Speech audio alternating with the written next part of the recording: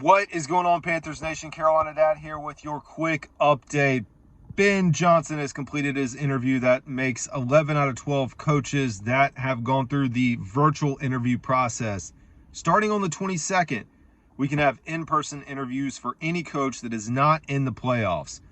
We will likely see a bottleneck this weekend, as I talked about in the previous video, between Houston and Baltimore with their respective coaches, and then the Lions and Buccaneers.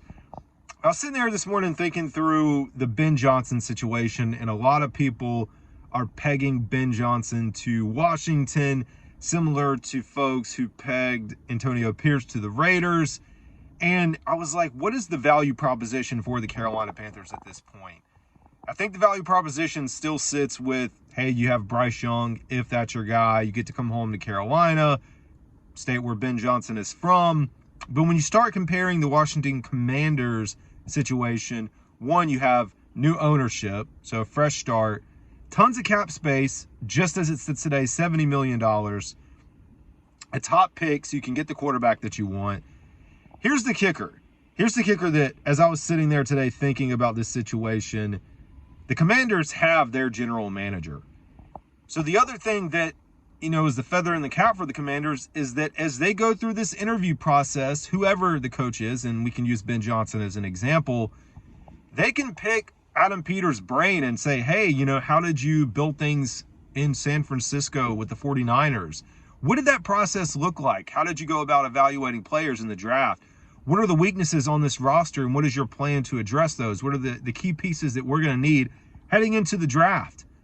Unlike the Panthers, and the Panthers have interim GM Dan Morgan, and it's not a knock on him, but it's just a very different situation. The way I thought about it was like, imagine that you are going in for an interview, wherever it is, and you're doing a job that requires help from someone else, because that's how a general manager and a coach work. You rely on each other. Success is dependent on each other. And imagine you're going in, you're interviewing for part A or puzzle piece A of this job, and the company you're working for says, oh yeah, by the way, part B, we're still trying to figure out. We don't know who's going to manage the other side of the most important part of your job and who's going to do it. But yeah, eventually we'll figure it out. But in the interim, we've got an interim person who can kind of give you a lowdown. We don't even know if they're going to be here. Just think about that as a value proposition as someone interviewing, not even for an NFL job, but a job in general. So I do think the Commanders have the upper hand on the Panthers right now, which makes me lean towards a defensive-minded coach, younger coach, possibly, that lands this job.